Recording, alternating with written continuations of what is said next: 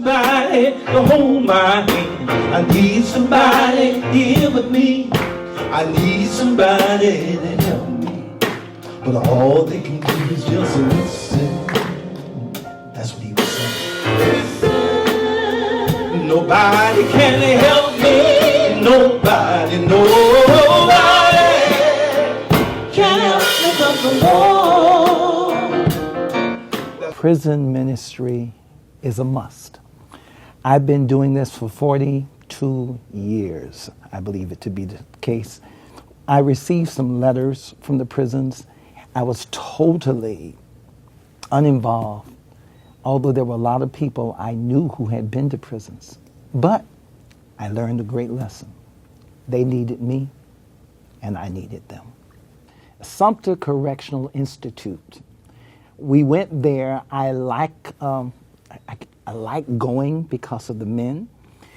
I've had people there I've known for 31 years, 38 years. Some I've just met in a few months who tell me, you remember when I saw you at such and such, when I saw you at so-and-so.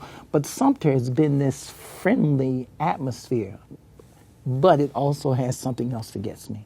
There they have youth, red caps.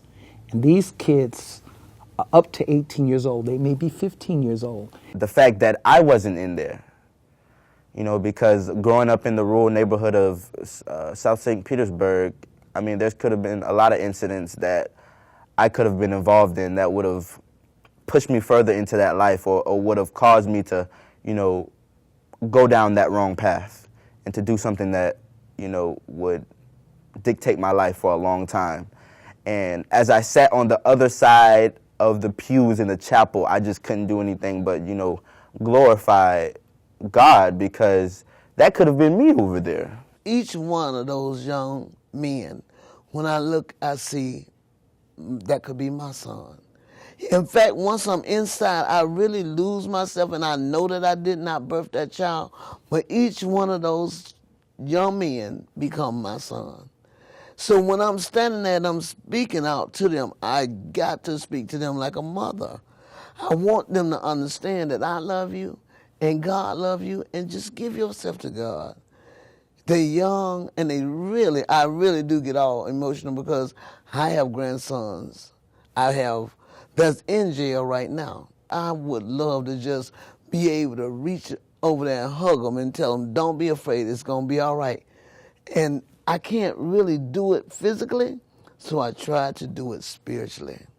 From the head to the floor, he'll bless you more. From the left to the right, from the front to the back, from your head to the floor, he'll bless you more. God spoke from his mouth, from the north to the south, from the east to the west. He'll bless you. This is best. It's more of an atmosphere of people being very willing and open. They sing with me, they talk with me, and I feel like those are my brothers. Those are my brothers and my sons now.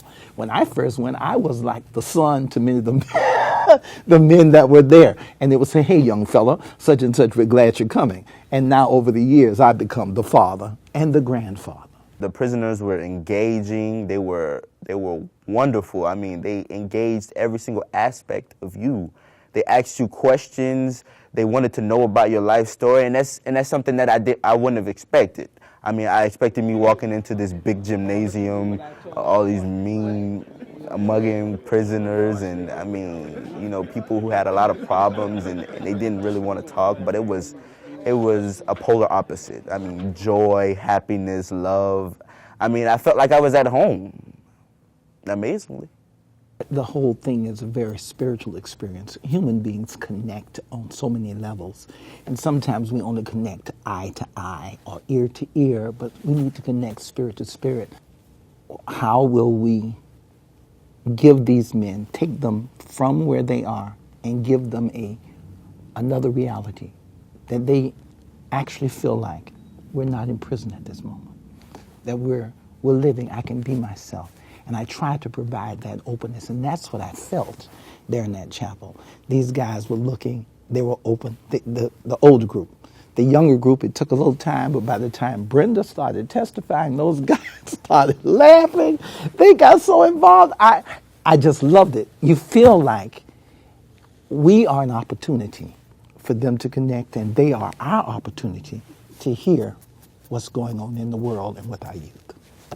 Because if we can connect with people, we can change this world. We can do it. Let's now.